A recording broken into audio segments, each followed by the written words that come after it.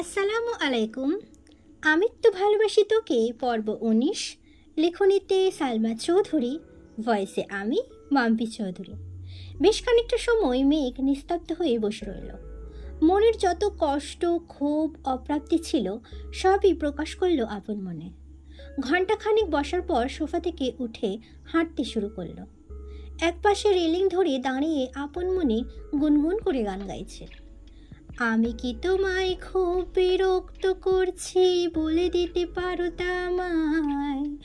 হয়তো আমার কোনো প্রয়োজন নেই, তবু লেগে থাকি একটা কোণায়। তুমি বলে দিতে পারো তা আমায়, চিঠি লিখবো না এই ঠিকানায়। আমারও তো মন ভাঙে, চোখে জল আসে, আর অভিমান আমারও তো হয়, অভিমান আমারও তো হয়।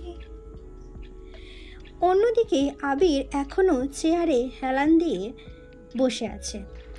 11টার দিকে মালিহা খান কল করলেন। আবির কল রিসিভ করে সালাম দিল। মালিহা খান সালামের উত্তর দিয়ে কিছুটা তপ্ত স্বরে বললেন, তুই কি বাসায় আসবি না? আবির স্বাভাবিক কণ্ঠে বলল, আসবো একটু পর। কেন? রাগান্বিত কণ্ঠে মালিহা খান বলে উঠলেন,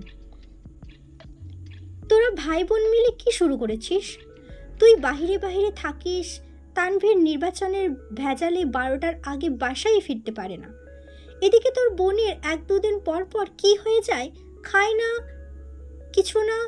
তোরা যদি রাতে নাই খাবি তাহলে বলে রাখতে পারিস না, আমরাও তোদের জন্য আর রান্না করব না। আবির হেলান থেকে উঠে মেরুদণ্ড সোজা করে বলল, নিরেট কণ্ঠে শোধালো, মেয়ে খায়নি? মালিহা খান সহসা উত্তর দিলেন, না। আবির গম্ভীর কণ্ঠে বলল, তুমি শুয়ে পড়ো, আমি আসছি। আর কিছু না বলেই উঠে পড়লেন। আবিরকে রুম থেকে বের হতে দেখে রাকিব আর রাসেল দুজনেই ছুটে আসে।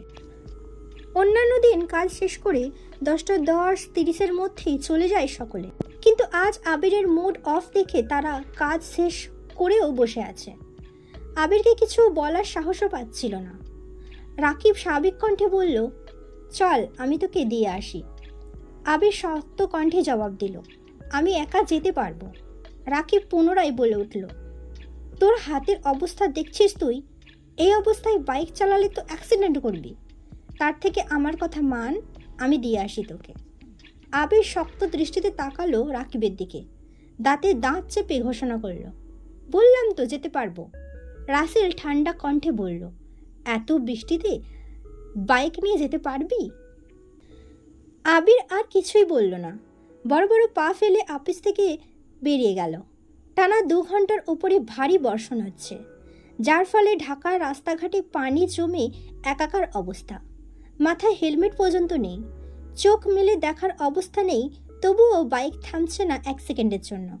বৃষ্টির পানি এতটাই ঠান্ডা, মনে হচ্ছে ফ্রিজ থেকে বের করে বরফের পানি ঢালছে কেউ। আপাত মস্তক ভিজিয়ে বাড়িতে ঢুকলো আবির। ড্রয়িং রুমে কেউ নেই। সিঁড়ি দিয়ে উঠে সোজা নিজের রুমের দিকে হাঁটে। 5 মিনিটে ফ্রেশ হয়ে একটা ধূসর রঙের টি শার্ট আর ট্রাউজার পরে রুম থেকে বের হয়। সঙ্গে সঙ্গে হাঁটা দেয় মেঘের রুমের দিকে। মেঘের দরজার সামনে এসেই বাম হাতে দরজা ধাক্কা দিল। অনবরত ঘুষির কারণে ডান হাতে তেমন শক্তি পাচ্ছে না। তারপর আবার হাতের ওপর জোর দিয়ে বাইক চালিয়ে এসেছে। দরজা খুলতেই চোখ পড়ে ফাঁকা বিছানায়। কেন জানি বুকটা ছ্যাঁত করে উঠল। ভিতরের দিকে দেখার চেষ্টা করল। টেবিলের উপর ফোন, ল্যাপটপ পড়ে আছে, কিন্তু অষ্টাদশী কোথাও নেই। আবির রুমে ঢুকে বারান্দা সহ সব জায়গায় খুঁজলো, কোথাও নেই। রুম থেকে বেরিয়ে সারা বাড়িতে চক্কর দিল, তবে কোথাও মেঘকে পেল না। মিমের রুমের সামনে দাঁড়িয়ে আস্তে করে ডাকলো। সঙ্গে সঙ্গে মিম দরজা খুলল। এক গাল হেসে বলল, ভাইয়া কিছু বলবেন? আবির উদ্বিগ্ন কণ্ঠে শোধালো, মেঘ কোথায়? মিম স্বাভাবিকভাবেই উত্তর দিল, আপু তো রুমেই। সেই যে খাবে না বলে রুমে গেল, আর তো বেরই হতে দেখিনি। আবিরের চোখে মুখে চিন্তার ছাপ পড়ল। গম্ভীর কণ্ঠে শুধু বলল, ঠিক আছে। আবির আবারও মেঘের রুমে গেল। সব জায়গা পুনরায় দেখলো, কোথাও নেই। মাথা গরম হয়ে যাচ্ছে আবিরের, চোখে মুখে উদ্বেগের মাত্রা বাড়ছে। রুম থেকে বের হয়ে নিজের রুমের দিকে যাচ্ছে। ফোন রেখে এসেছে নিজের রুমে। হঠাৎ চোখ পড়ে সিঁড়ির দিকে। মনের অজান্তেই বলে ওঠে, ও ছাদে যায়নি তো? কোনো কিছু না ভেবে ছুটে যায় ছাদের দিকে। ছাদের দরজা বাতাসে একবার খুলছে, একবার বন্ধ হচ্ছে। আবির দরজা ধাক্কা দিয়ে ঘাড় ডানে বামে ঘুরিয়ে ছাদ দেখার চেষ্টা করছে। ভারী বর্ষণের ফলে ছাদেও পানি জমে আছে অনেকটা। পাইপ দিয়ে গিয়েও যেন লুকাতে পারছে না। সাথে বৃষ্টির ছিটে ফোঁটা পড়ছে আবিরের শরীরে, কোথাও কাউকে চোখে পড়ছে না। আবির বৃষ্টির মধ্যে পা বাড়ালো ছাদে। কিছুক্ষণ পরপর বিদ্যুৎ চমকাচ্ছে। আবির ছাদের চারপাশে দেখছে ঘুরে ফিরে। হঠাৎ বিদ্যুৎ চমকানোতে আবিরের দৃষ্টি পড়ে রেলিংয়ের ঘেঁষে ছাদের ফ্লোরে পড়ে আছে অষ্টাদশী। ছাদের সাইড দিয়ে যাওয়া পাইপের উপরে পড়ে আছে মাথা। শরীরের বাকি অংশ ছাদের ফ্লোরে জমা পানির মধ্যে পড়ে আছে। আবির আকস্মাত চিৎকার দিয়ে উঠল, মেঘ! এক মুহূর্তে দৌড়ে গেল মেঘের কাছে। অজ্ঞান হয়ে পড়ে আছে আবিরের প্রাণয়িনী। আবিরের হাত কাঁপছে, তবুও ঝাপটে ধরল মেঘের পিঠ বরাবর। সহসা অষ্টাদশীর ঘাড় থেকে মাথা পর্যন্ত আঁকড়ে ধরল নিজের প্রশস্ত বুকে। মেঘের শরীর বরফের ন্যায় শীতল হয়ে আছে, শুধু মাথাটা একটু একটু গরম। আবির কয়েকবার অকলস্বরে মেঘকে ডাকল, কিন্তু মেঘ নিস্তেজ হয়ে পড়ে আছে। মেঘের এই অবস্থা দেখে আবিরের সমগ্র পৃথিবী ঘুরছে। বৃষ্টির পানি বরাবরই মানুষের উপকারে আসে। সাধারণত বৃষ্টিতে ভিজলে কেউ বেহুশি হয় না, তবে যদি সেই মানুষটা অতিরিক্ত চিন্তা বা মানসিক চাপে থাকে, তবে শরীরের তাপমাত্রা কমে একটা সময় অজ্ঞান হয়ে যেতে পারে। মেঘের ক্ষেত্রে ঠিক এই ঘটনাটাই ঘটেছে। এক আকাশ অভিমান জমেছিল মনে, তার প্রতিফলন ঘটল এইভাবে। আবির সহসা দু হাতে কোলে তুলে নিল মেঘকে। সিঁড়ি দিয়ে হাঁটছে ঠিকই, কিন্তু দৃষ্টি তার অষ্টাদশীর মলিন মুখের পানে। আবিরের চোখ বেয়ে দুফোঁটা অশ্রু গড়িয়ে পড়ল অষ্টাদশীর গালে। দুজনের শরীর বেয়ে অঝরে পানি পড়ছে।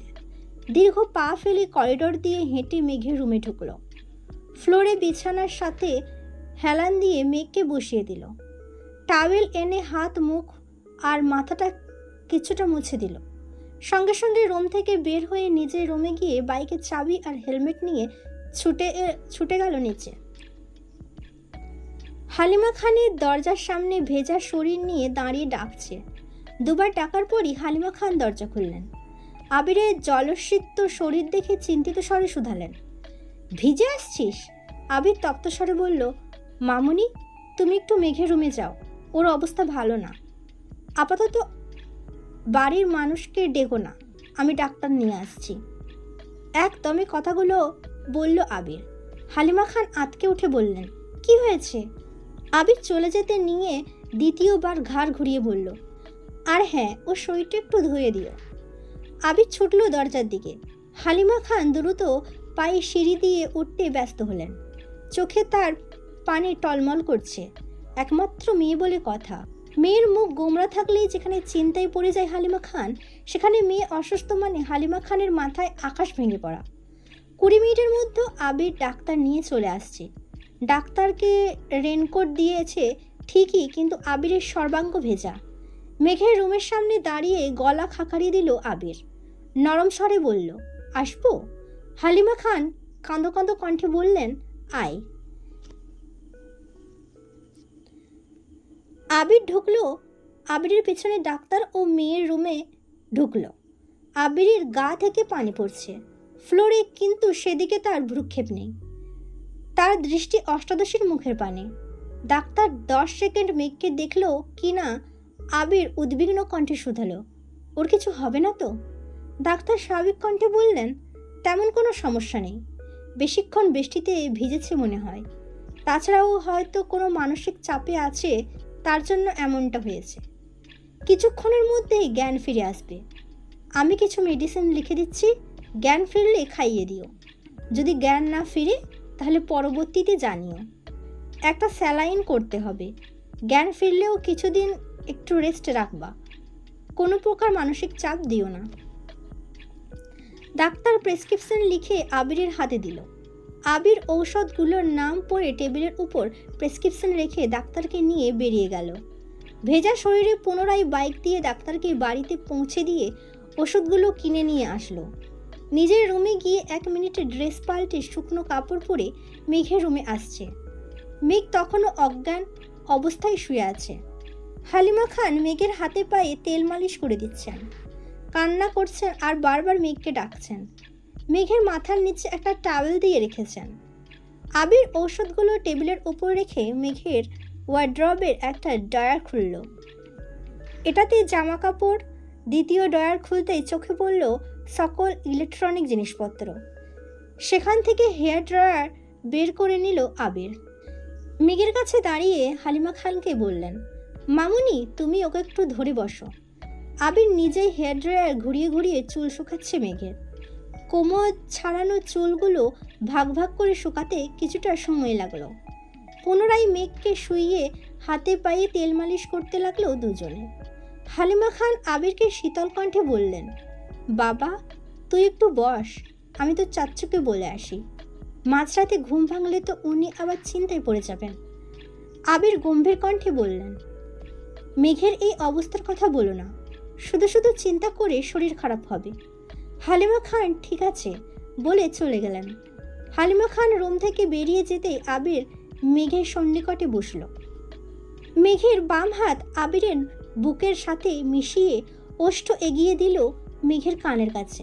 গুনগুন করে বলল, मैं सिर्फ तेरा रहूंगा, तुझे है वादा ए मेरा, तू मांग ले मुस्कुरा के, मेरा प्यार में हक है तेरा। তারপর অষ্টাদশীর কপালে আলতোভাবে একটা চুমু দিয়েই বিছানা থেকে উঠে পড়ল। চেয়ার টেনে বসলো বিছানার পাশে। তারপর হাতে তেল দিয়ে মালিশ করতে লাগলো মেঘের ভাতে। কিছুক্ষণের মধ্যেই হালিমা খান ফিরে আসলেন। হালিমা খানও মেঘের ডান হাতে দু পায়ে মালিশ করে দিচ্ছেন, আর একটু পর পর মেঘকে ডাকছেন। বেশ খানিকক্ষণ পর মেঘের জ্ঞান ফিরেছে। সঙ্গে সঙ্গে আবির মেঘের হাত ছেড়ে দিয়েছে। হালিমা খান কান্না করতে করতে মেঘকে ডাকছে, মেঘ, এই মেঘ, কি হয়েছে তোর? মেঘ কয়েকবার পিটপিট করে চাইলেও মায়ের দিকে। বুঝে উঠতে পারছে না তার সাথে এতক্ষণ কি ঘটেছে। মায়ের প্রশ্নের উত্তর দেওয়ার মতো শক্তি তার নেই। চোখ ঘুরিয়ে নিজের অস্তিত্ব বোঝার চেষ্টা করছে। নিজের রুমটা পরখ করতে লাগলো মেঘ। হঠাৎ দৃষ্টি পড়ে বাম পাশে চেয়ারে বসা আবির ভাইয়ের দিকে। মায়াভরা দৃষ্টিতে তাকিয়ে আছে মেঘের পানে। মেঘও কয়েক মুহূর্ত তাকিয়ে রইল আবির ভাইয়ের দিকে। মনে পড়তে লাগলো সন্ধ্যার পর থেকে ঘটে যাওয়া ঘটনাগুলো। তৎক্ষণাৎ দৃষ্টি সরিয়ে নিল আবির ভাইয়ের দিক থেকে। পুনরায় চোখ বন্ধ করে ফেলল মেঘ। হালিমা খান মেঘের কপালে হাত রেখে আঁতকে উঠলেন, সঙ্গে এবার গলাতেও হাত রাখলেন। সহসা বলে উঠলেন, মেঘের তো জ্বর উঠতেছে। আবির গম্ভীর কণ্ঠে বলল, তুমি ওকে ওঠাও, আমি খাবার নিয়ে আসছি। ঔষধ খাইয়ে দিলে যদি একটু কমে। হালিমা খান চিন্তিত স্বরে বললেন, তানভীর কোথায় আছে? আবির শক্ত কণ্ঠে জবাব দিল, ওকে জানিয়েছি, আসতেছে। মেঘ নিস্তেজ অসহায় শুয়ে আছে। চোখ খুলে আবির ভাইকে দেখার শক্তিটুকু যেন পাচ্ছে না। কথা বলা তো বহু দূরের বিষয়। আবির নিচে গিয়ে একটা প্লেট অল্প ভাত আর একটু তরকারি নিয়ে আসলো। হালিমা খান মেঘকে কোনো রকমে উঠিয়ে খাটের সাথে হেলান দিয়ে বসিয়ে নিজে ধরে রেখেছেন। আবির ভাত মাখিয়ে মুখের সামনে ধরে ছোট করে বলল, হাঁ কর। পুরুষালী কণ্ঠে কিছুটা কেঁপে ওঠে মেঘ। তৎক্ষণাৎ ছোট করে হাঁ করল। আবির ভাই অষ্টাদশীকে নিজের হাতে খাইয়ে দিচ্ছে, কিন্তু অষ্টাদশীর মনের ভেতর আনন্দ নেই, নেই কোনো উত্তেজনা।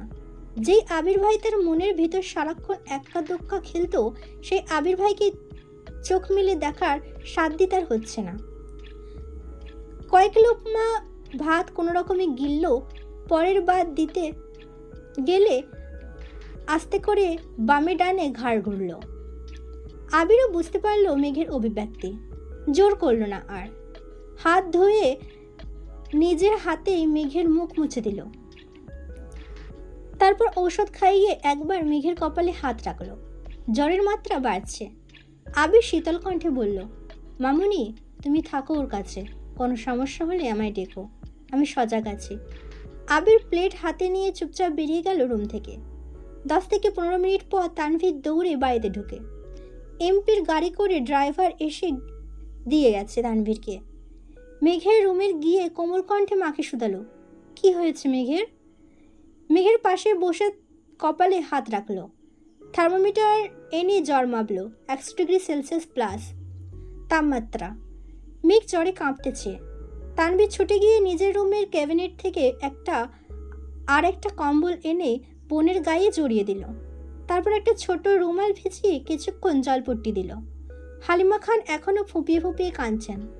তানভীর মায়ের দিকে চেয়ে মোলায়েম কণ্ঠে বলল, ডাক্তার কি বলেছে? হালিমা খান কান্নারত কণ্ঠে বললেন, বলেছেন সিরিয়াস কোনো সমস্যা নেই, রেস্ট নিতে আর চিন্তা কম করতে। ঔষধ দিয়ে গেছেন। ঔষধ খাওয়ানো হয়েছে?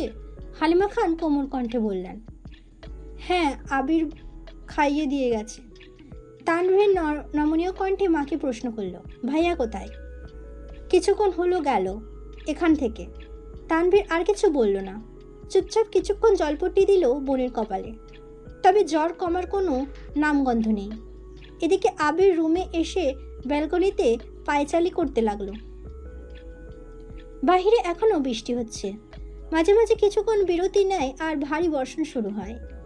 তাপমাত্রা কম থাকার পরও আবিরের শরীর ঘামছে, স্থির হতে পারছে না কোনোভাবেই। তামাটির চেহারা কুচকুচে কালো বর্ণের হয়ে গেছে। দুপুরে খাবার খেয়েছিল, তারপর সন্ধ্যায় শুধু 1 কাপ কফি খেয়েছে। মধ্যরাত হয়ে গেছে, খায়নি এখনো, তাই মুখটা মলিন হয়ে গেছে। হাতের অবস্থাও করুণ। বাসায় ফেরার পথে ব্যান্ডেজ খুলে ফেলেছিল। বৃষ্টির পানিতে কাটা অংশগুলো ফ্যাকাশে হয়ে গেছে। কিছুক্ষণ পর আবির বড় বড় পা ফেলে ছাদে চলে গেল। সম্পূর্ণ শরীর ভিজতে বেশি সময় লাগলো না। ছাদের কর্নার থেকে সিঙ্গেল সোফা টেনে মাঝ বরাবর রেখে সেখানে বসে পড়ল। অসীম দূরত্বে চেয়ে থাকে অনেকটা সময় ধরে। তারপর চোখ বন্ধ করে শ্বাস টেনে নিজেকেই প্রশ্ন করল, আমি কি এখন ফিরে ভুল করলাম? আমি কি এখন ফিরে ভুল করে ফেললাম? আবিরের মনে পড়ছে পুরনো স্মৃতি। এক প্রণয়িনীর 2 বছরের নীরবতা কুঁড়ে কুঁড়ে খাচ্ছিল তাকে। প্রিয় মানুষের উপস্থিতি যেমন বক্ষস্পন্দন বাড়াতে সক্ষম, তার থেকেও বেশি কষ্টদায়ক নিজের প্রেয়সীকে গুরুগম্ভীর থাকতে দেখা, আর যার কারণ সে নিজে। একটা সামান্য ভুলের কারণে গত 2 বছরে প্রেয়সী তার চোখে চোখ রাখেনি, এক টেবিলে একসাথে খেতেও বসেনি, মুখ ফুটে একটা কথা পর্যন্ত বলেনি।